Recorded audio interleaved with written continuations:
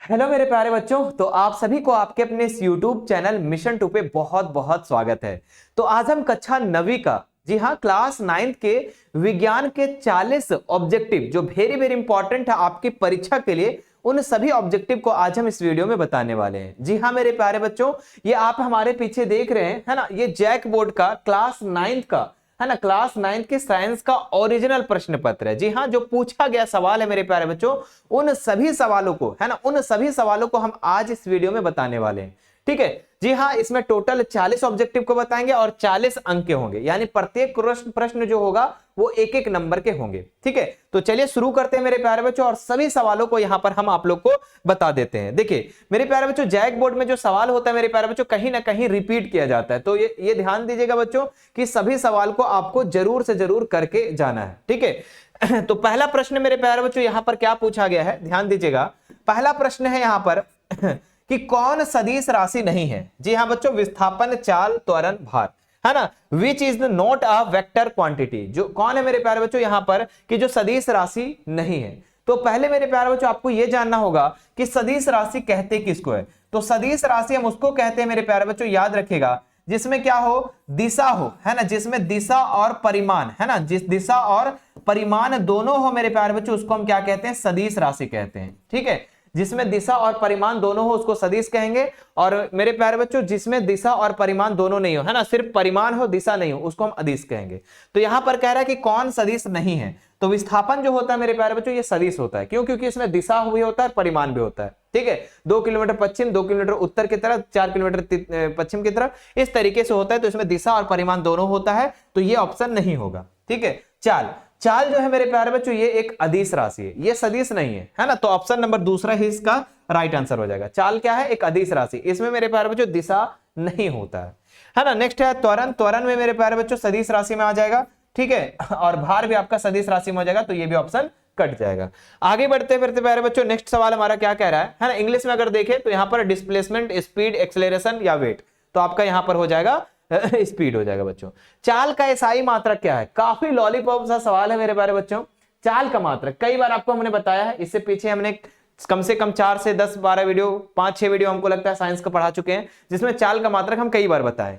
जी हाँ बच्चों, चाल का जो मात्रक होता है ना, मीटर, मीटर पर सेकंड, मीटर पर सेकंड स्क्वायर, इनमें से कोई नहीं, तो मीटर पर सेकंड होता है बच्चों। चाल का मात्रक क्या होता है, मीटर पर सेकंड, है ना, मीटर पर सेकंड होता है, मीटर पर सेकंड होता है। चाल का भी मात्रक मीटर पर सेकंड होता है, और साथ ही साथ मेरे प्यारे बच्चों वेग का भी मात्रक मीटर पर सेकेंड ही होता है ना। एग्जाम में आता है कि कौन सी ऐसी दो भौतिक राशि है जिसका मात्रक समान होता है, तो चाल और वेग का मात्रक समान होता है, एक ही होता है, मीटर पर सेकेंड। ठीक है, अगर मैं कह दूं मेरे प्यारे बच्चों मीटर पर सेकेंड स्क्वायर जो है ये किसका मात्रक होता है, तो याद रखिएगा त्वरण का मात्रक होता है। किसका मात्रक होता है बच्चों, त्वरण का मात्रक होता है। ठीक है मेरे प्यारे बच्चों, जो मैंने एक्स्ट्रा चीजों को बता रहा हूं उसको आपको ध्यान में रखना है, दिमाग में रखना है। चलिए अगला सवाल देखते हैं। यहां पर नेक्स्ट क्या पूछ रहा है कि निम्न में से कौन सही है। यहां पर कह रहा है बच्चों कि कौन जो है सही है ना। तो 4 ऑप्शन दिए गए हैं, v बराबर u प्लस 2s, है ना, v u स्क्वायर 2s। देखो बच्चों यहां पर 4 ऑप्शन दिएगा, आपको कुछ भी नहीं समझ में आ रहा है कौन सही कौन गलत। तो हमने जो 3 सूत्र बताया था बच्चों, उसको आपको याद रखना है। पहला सूत्र मैंने आपको क्या बताया था, तो v बराबर u प्लस, है ना, u प्लस 80। दूसरा सूत्र मैंने बताया था बच्चों s बराबर ut प्लस हाफ 80 स्क्वायर, है ना, ut प्लस हाफ 80 स्क्वायर, है ना। तीसरा सूत्र मैंने बताया था बच्चों v स्क्वायर बराबर u स्क्वायर प्लस 2as, है ना। ये तीनों सूत्र, अब इनमें से देखो कि कौन सा मैच हो रहा है बच्चों। ये देखो v स्क्वायर बराबर u स्क्वायर होना चाहिए, ये ऑप्शन कट गया।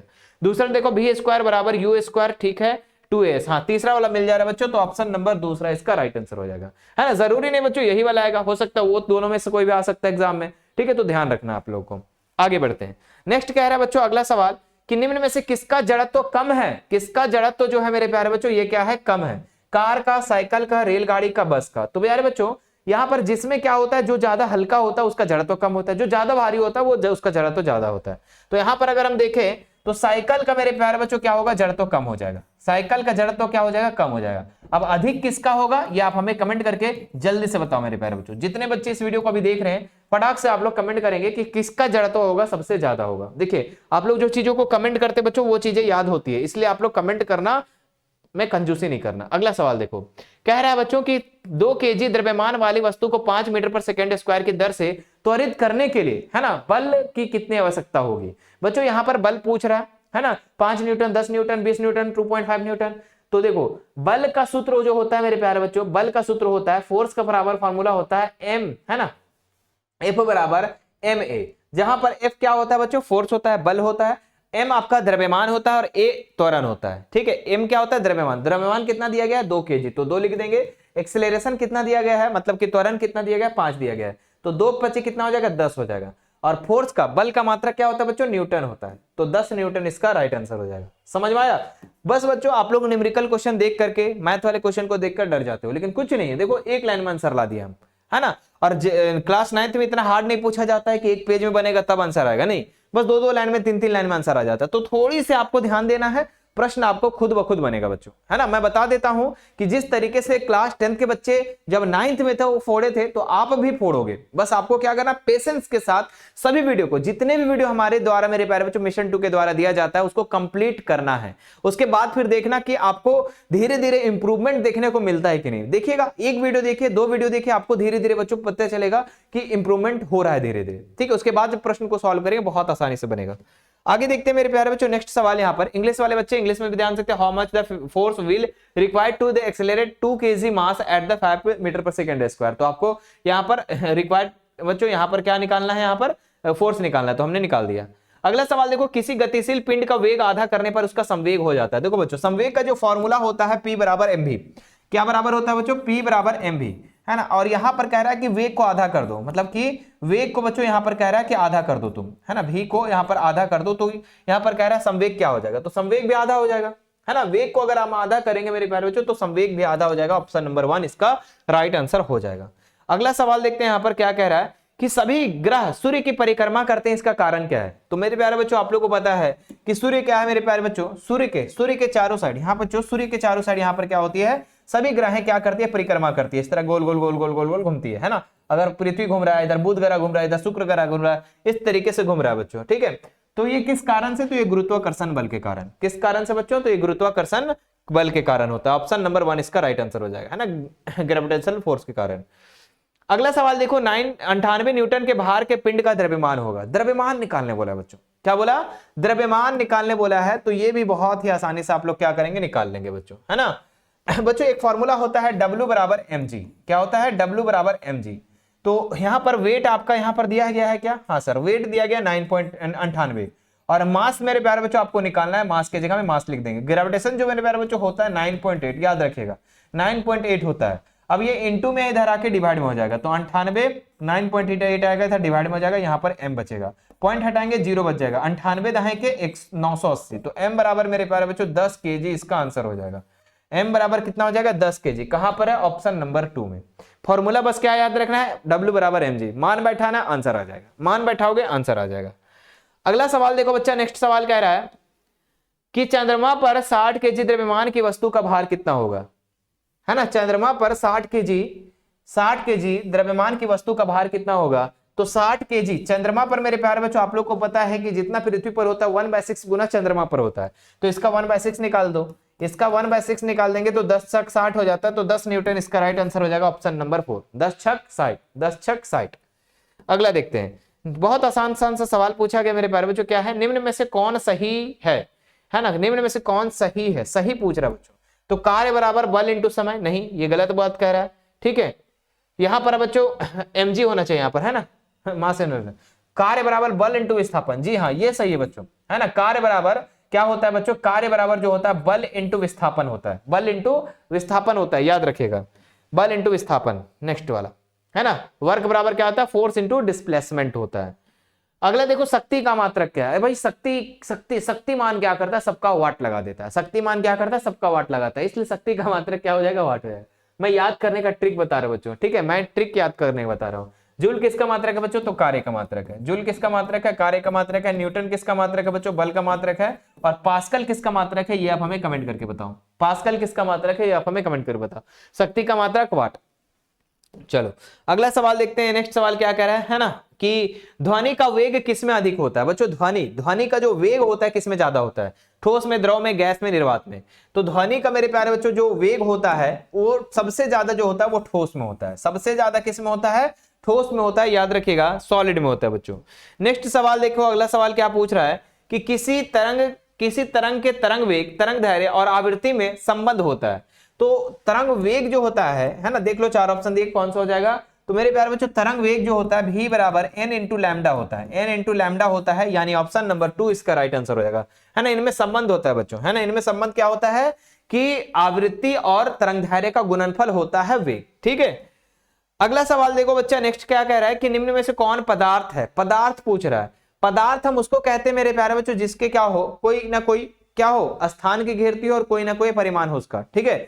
तो कोई ना कोई द्रव्यमान हो और उसका कोई ना कोई स्थान को घेरता है, उसको हम पदार्थ कहते हैं। तो किसी से प्रेम करना, किसी से लव करना, क्या ये पदार्थ है? नहीं बच्चों, ये एक फीलिंग है, ऑप्शन करिए, है ना। ठंडा पे गंध, गंध मेरे प्यारे बच्चों क्या ये पदार्थ है? सेंट, फीलिंग है। ठंडा लग रहा है हमको, गर्म लग रहा है, क्या पदार्थ है? नहीं। पेय, ठंडा पेय जो है मेरे प्यारे बच्चों, यानी कि कोल्ड ड्रिंक वगैरह जो होता है वो क्या है? कोल्ड ड्रिंक वगैरह क्या है? पदार्थ है। बाकी फीलिंग क्या पदार्थ है? विचार पदार्थ है? नहीं, है ना। घृणा करना, मोहब्बत करना, लव करना, प्यार करना, क्या ये पदार्थ है? बोले सर ये सब में पदार्थ नहीं है। पदार्थ क्या होता है? जो कोई ना कोई स्थान को घेरता है। देखो हम अगर पेप्सी को रख देते हैं यहाँ पर, अगर हम स्प्राइट को रख देते हैं तो क्या होता है? वो कोई ना कोई स्थान को घेरता है और उसका कोई ना कोई वजन होता है, द्रव्यमान होता है बच्चों, ठीक है। इसका कोई वजन होता है प्रेम का? प्रेम भारी पड़ गया है। अगला देखते हैं। नेक्स्ट सवाल देखो क्या है, 100 डिग्री सेल्सियस तापक्रम बराबर होता है बच्चों। सेल्सियस से केल्विन में चेंज करना बहुत आसान है, बस एक प्यार भरा नंबर को याद रखना है। कितना नंबर बच्चों? तो 273 याद रखना है। कितना याद रखोगे? 273। और बस ये याद रखना बच्चों कि अगर सेल्सियस से केल्विन की तरफ जाओगे, है ना, सेल्सियस से केल्विन की तरफ जाओगे तो यही 273 को क्या कर देना? जोड़ देना। 273 को क्या करना? जोड़ देना बच्चों। क्यों? क्योंकि सी छोटा के बड़ा। ऐसे ट्रिक ये याद रखेगा। ट्रिक क्या याद रखेगा? ट्रिक ये याद रखेगा बच्चों, सी छोटा है और के बड़ा है, तो छोटा से हम बड़ा की तरफ अगर हम छोटा को बढ़ाएंगे, बड़ा करेंगे तो क्या करेंगे? जोड़ेंगे 273 को। अगर के से सी की तरफ आना है बच्चों, अगर केल्विन से सेल्सियस की तरफ आना है तो 273 को ही क्या कर देना बच्चों? घटा देना, ठीक है। याद रहेगा, अगर बड़ा से छोटा की तरफ आना है, के से केल्विन से सेल्सियस की तरफ आना है तो घटाना है। तो अब देखते हैं यहां पर सी से किधर जाना है बच्चों? केल्विन की तरफ जाना है, तो क्या करेंगे? 273 को ऐड कर देंगे, तो कितना है? 100 डिग्री सेल्सियस। 100 को हम 273 को ऐड कर देंगे बच्चों, कितना हो जाएगा? 373 केल्विन हो जाएगा। 373 केल्विन, ऑप्शन नंबर 2 इसका राइट आंसर हो जाएगा। तो वो ट्रिक को याद रखिएगा, अगर केल्विन से सेल्सियस में करेगा घटाना और सेल्सियस से केल्विन में करोगे तो जोड़ना। बोले सर कैसे याद रहेगा?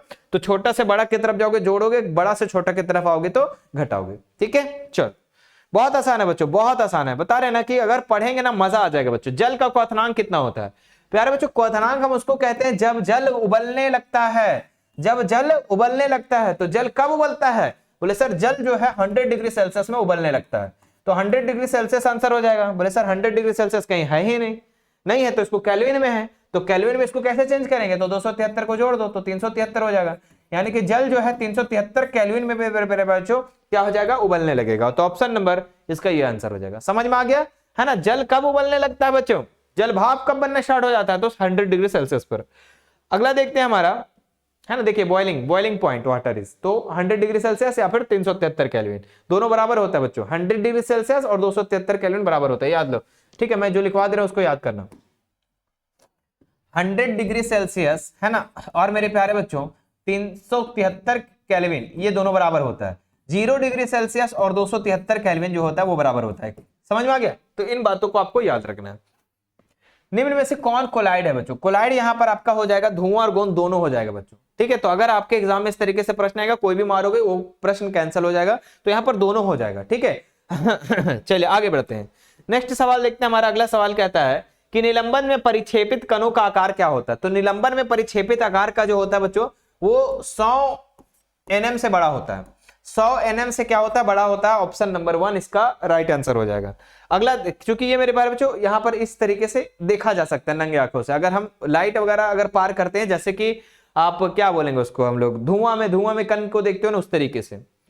अगला देखते हैं बच्चों, यहाँ पर क्या है कि निम्न में से कौन तत्व नहीं है? तत्व कौन नहीं बच्चों? आप लोग को पता है कि पीरियोडिक टेबल में मेरे प्यारे बच्चों अभी तक 118 तत्वों को ज्ञात कर चुका है ना, और भी बहुत सारे ऐसे हैं।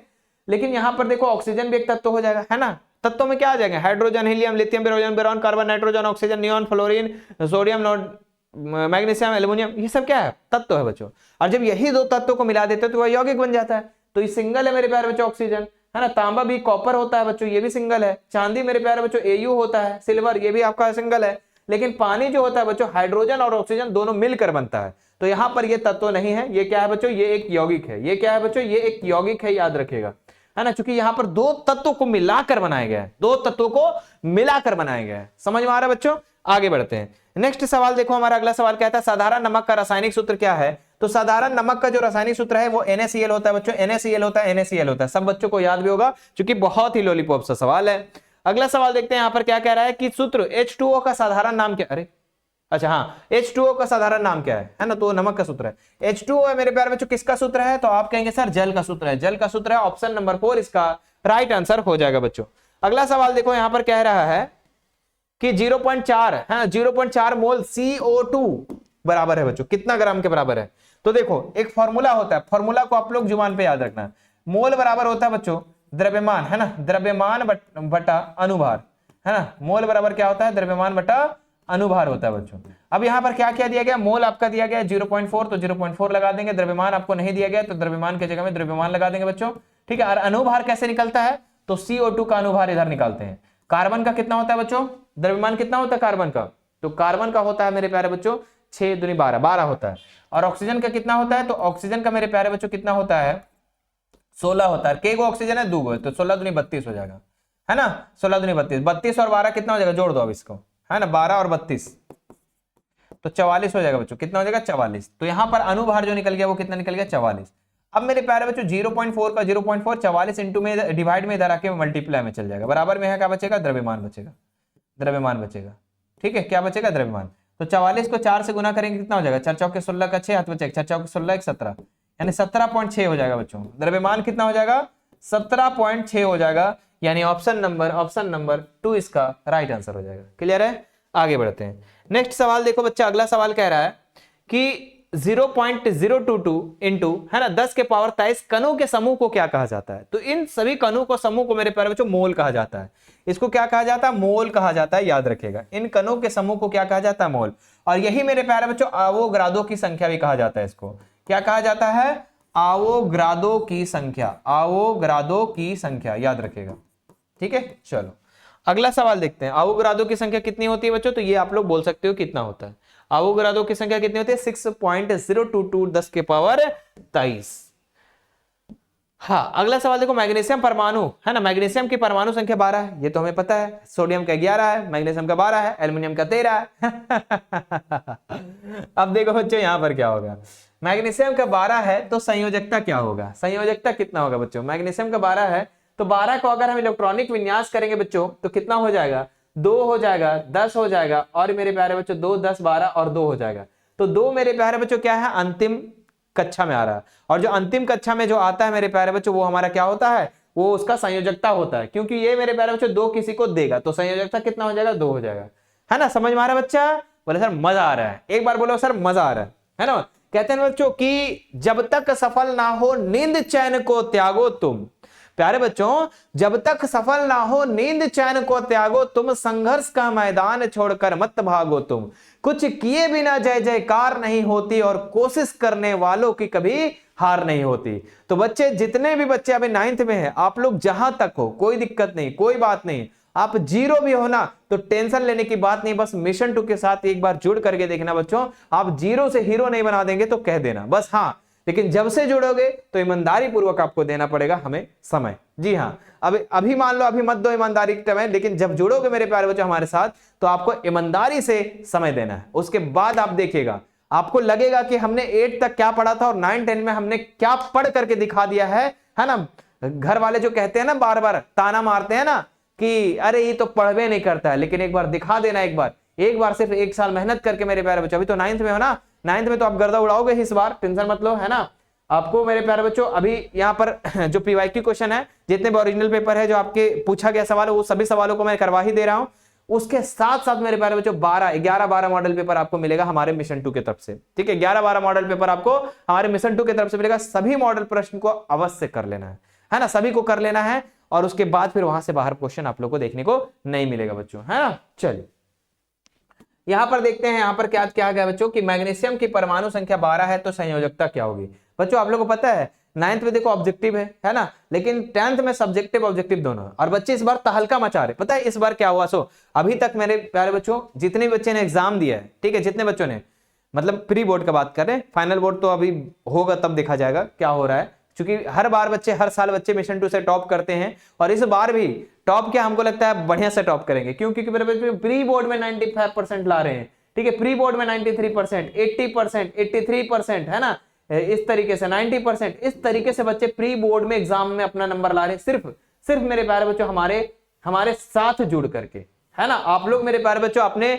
बड़े भैया बहन से पूछ लेना एक बार मिशन 2 के बारे में। जी हाँ, मिशन 2 क्या चीजें हैं, क्या चीज क्वालिटी प्रोवाइड करती है, ये चीज आपको पता चल जाएगा।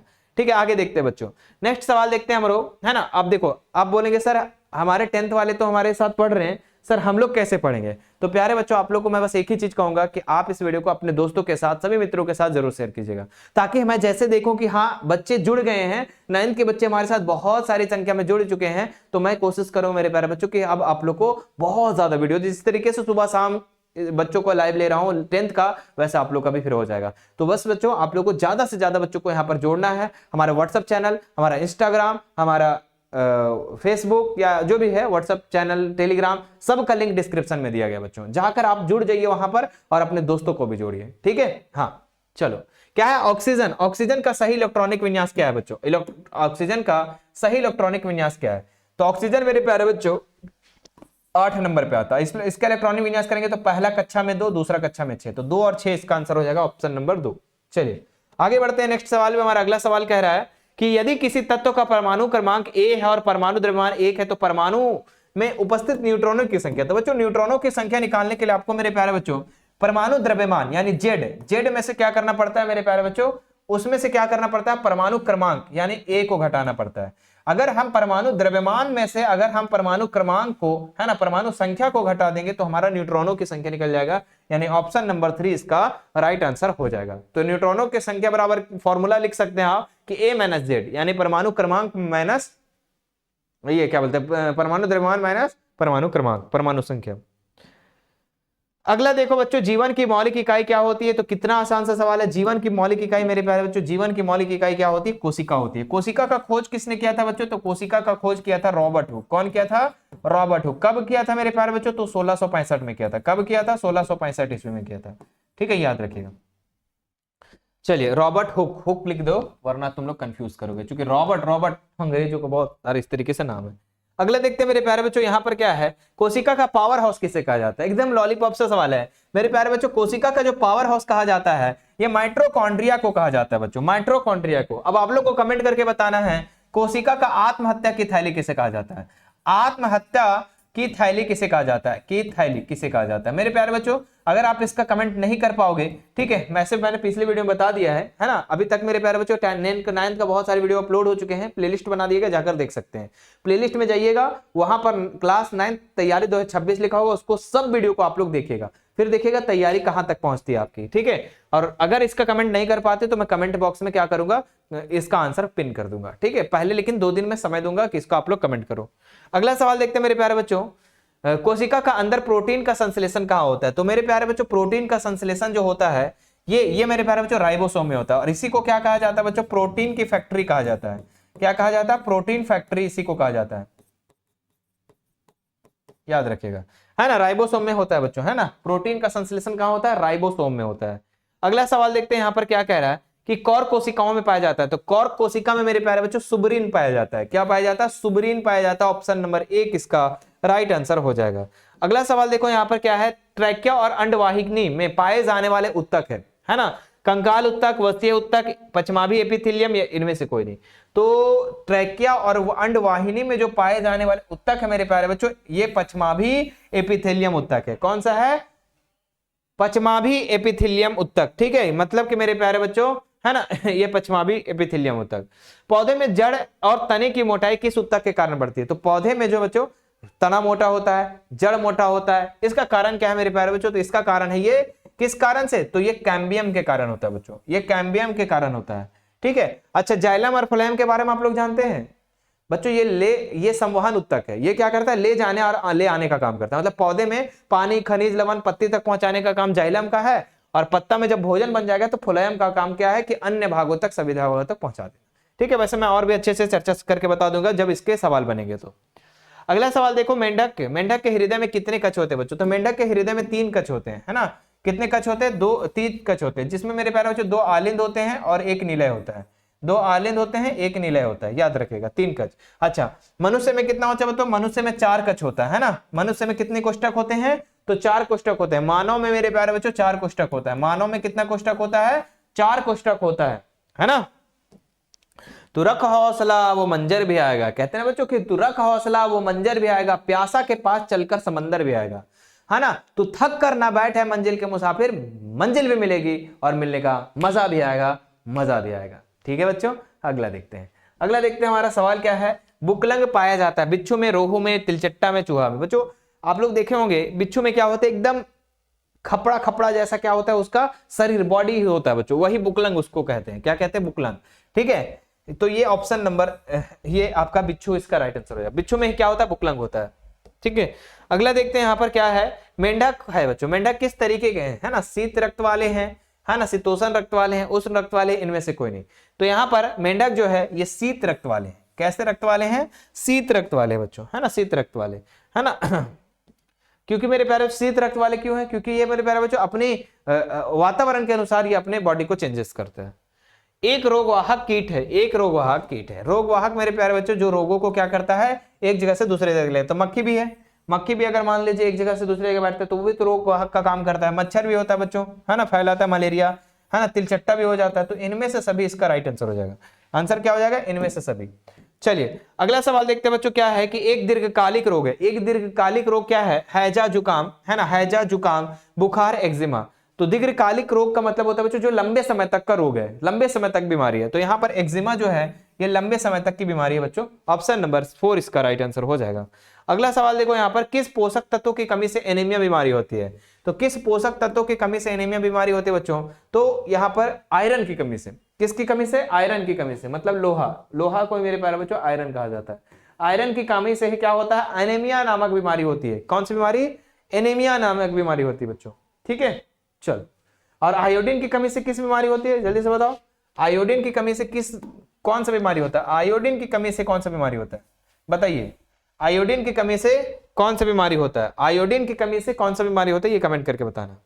चलो, दाल से हमें क्या प्राप्त होता है ना, दाल से हमें क्या प्राप्त होता है बच्चों? प्रोटीन, कार्बोहाइड्रेट, वसा, या फिर इनमें से कोई नहीं। तो दाल से हमें क्या प्राप्त होता है बच्चों? तो ये हमें प्रोटीन प्राप्त होता है। दाल से हमें प्रोटीन प्राप्त होता है ना। चावल से हमें कार्बोहाइड्रेट प्राप्त होता है ना। और वसा मेरे प्यारे बच्चों तेलीय वगैरह पदार्थ से होता है। अगला देखते हैं हम लोग यहाँ पर, भारत में किस क्रांति के कारण, देखो मेरे प्यारे बच्चों अब ये हमारा लास्ट सवाल है। ठीक है, क्या है? ये हमारा लास्ट सवाल है मेरे प्यारे बच्चों, है ना। ये 40 नंबर सवाल है और आप लोग को मेरे प्यारे बच्चों इस सवाल का उत्तर करने के बाद आप बताना इस 40 में से कितना उत्तर कर पा रहे हो। ये पहली बात। दूसरी बात मेरे प्यारे बच्चों, इस चैनल पर अगर फर्स्ट बार है तो चैनल को सब्सक्राइब करके बेल आइकन बटन को जरूर दबाइएगा। ठीक है, अगर हमसे हेल्प होता है तो, है ना, आपको हमारे हर वीडियो अगर चाहिए तो मेरे प्यारे बच्चों तो आप हमें सब्सक्राइब जरूर कर लीजिएगा हमारे यूट्यूब चैनल को। ठीक है, क्योंकि मेरे प्यारे बच्चों सब्सक्राइब नहीं करोगे तो आपके पास नोटिफिकेशन नहीं जाएगा, नहीं जा पाएगा तो आप नहीं देख पाओगे, और नहीं देख पाओगे तो फिर एग्जाम नहीं अच्छा जाएगा। ठीक है, तो आपको नोटिफिकेशन भी वाले जो बेल आइकन होता है उसको भी दबा लेना है। ठीक है, बाकी कोई भी दिक्कत है मेरे प्यारे बच्चों आप हमें कमेंट बॉक्स में जरूर बताना। ठीक है, चलिए लास्ट सवाल देख लेते हैं। भारत में किस क्रांति के कारण भोजन उत्पादन में वृद्धि बच्चों? तो हरित क्रांतिकरण। ठीक है, हरित क्रांतिकरण। और हरित क्रांति का जनक किसे कहा जाता है ये हमें कमेंट करके बताना। हरित क्रांति का जनक किसे कहा जाता है ये हमें कमेंट करके बताना मेरे प्यारे बच्चों। उम्मीद करते हैं कि आप लोग याद किए होंगे। ठीक है, जहां से भी सर्च करके बताना, चाहे जहां से भी आपको याद करके बताना है इसको। ठीक है, चलो, तो ये था मेरे प्यारे बच्चों आप लोग का 40 सवाल। मुझे आशा है कि आप लोग को बहुत ही पसंद आया होगा। ठीक है, पसंद आया मेरे प्यारे बच्चों तो अपना उन सभी दोस्तों को शेयर करना जो आपके दुश्मन होंगे। ठीक है, मतलब आपके दोस्त होंगे, दोस्त दुश्मन सबको शेयर कर देना। चलिए फिर बाय बाय, टेक केयर, मिलते हैं फिर अगली वीडियो में।